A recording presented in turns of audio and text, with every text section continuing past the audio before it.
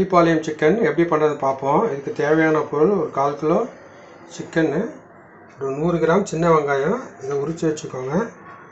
தேவையான அளவு இஞ்சி பூண்டு பேஸ்ட்டு, மஞ்சள், மல்லித்தூள், உப்பு, கடுகு, கொஞ்சம் சோம்பு, ஒரு 8 வரமிளகாய் எடுத்துக்கோங்க, ஒரு 3 பத்தை தேங்காய், ஒரு 5 பூண்டு பல் எடுத்துக்கோங்க.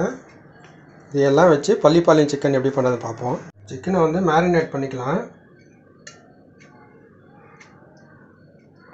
ஒரு டீஸ்பூனு இஞ்சி பூண்டு பேஸ்ட் சேர்த்துக்கோங்க, கொஞ்சமாக மஞ்சள் சேர்த்துக்கோங்க, மேரினேஷன் தேவையான அளவு கொஞ்சமாக உப்பு சேர்த்துக்கோங்க. இது நல்லா கூட்டாக வர மாதிரி கலந்து விட்டுக்கோங்க. இந்த சின்ன வெங்காயத்தில் பாதி அப்படியே வச்சுக்கோங்க, இன்னொரு பாதி வந்து பொடியாக கட் பண்ணி வச்சுக்கோங்க. பூண்டை இந்த மாதிரி தட்டி வச்சுக்கோங்க. தேங்காயும் சின்ன சின்ன துண்டாக நறுக்கி வச்சுக்கோங்க. வரமிளகாய் இந்த மாதிரி பொடியாக கட் பண்ணி வச்சுக்கோங்க. விதை இல்லாமல் தான் நம்ம சேர்க்க போகிறோம். மண் சட்டியில் பண்ணலாம். சட்டி சூடான அப்புறமா கொஞ்சமாக தேங்காய் எண்ணெய் சேர்த்துக்கலாம்.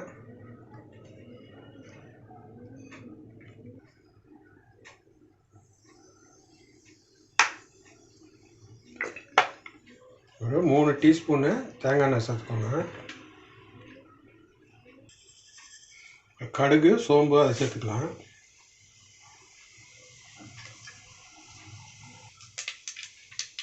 இப்போ சின்ன வெங்காயம் சேர்த்துக்கலாம்.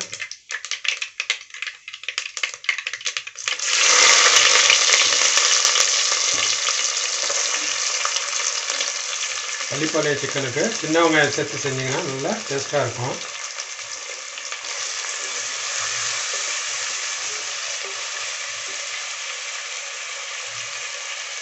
தேவையான அளவு உப்பு சேர்த்துக்கோங்க, கொஞ்சமாக மஞ்சள்,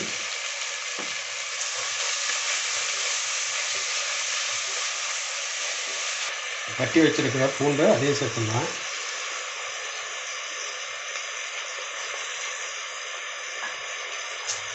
வரமிளகா விதை இல்லாமல் சேர்த்துக்கோங்க.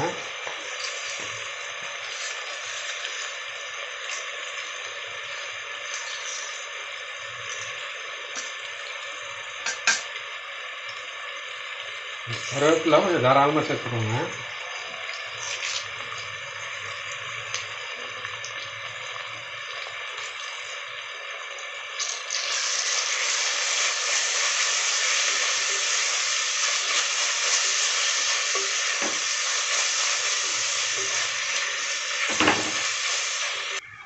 மல்லித்தூள் 1 டீஸ்பூன் சேர்த்துக்கோங்க.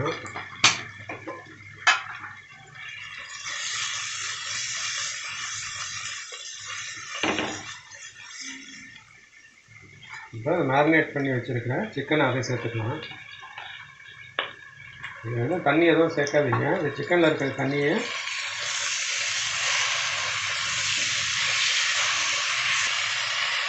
சிக்கனை நல்லா கலந்து விட்டுருங்க.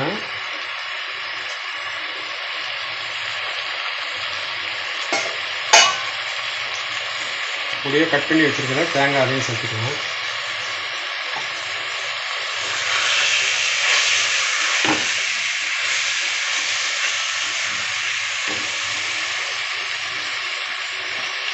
இதை மூடி போட்டு ஒரு 3 நிமிஷம் சூட்லேயே இருக்கட்டும்.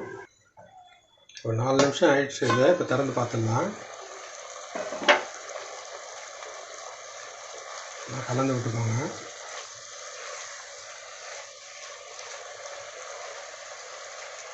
கொஞ்சமாக தண்ணி விட்டு வேக விடுங்க. இது ஒரு 3/4 கிளாஸ் தண்ணி. இது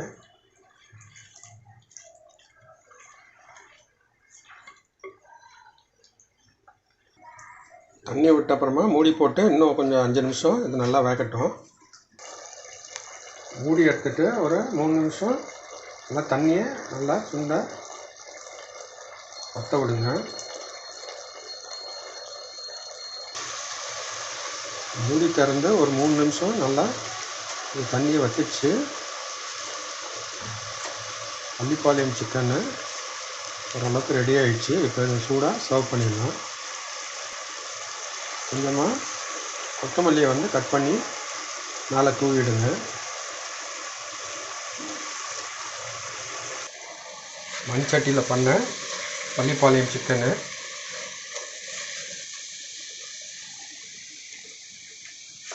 இது சாம்பார் சாதம், ரசம் சாதத்துக்கெல்லாம் நல்லாயிருக்கும்.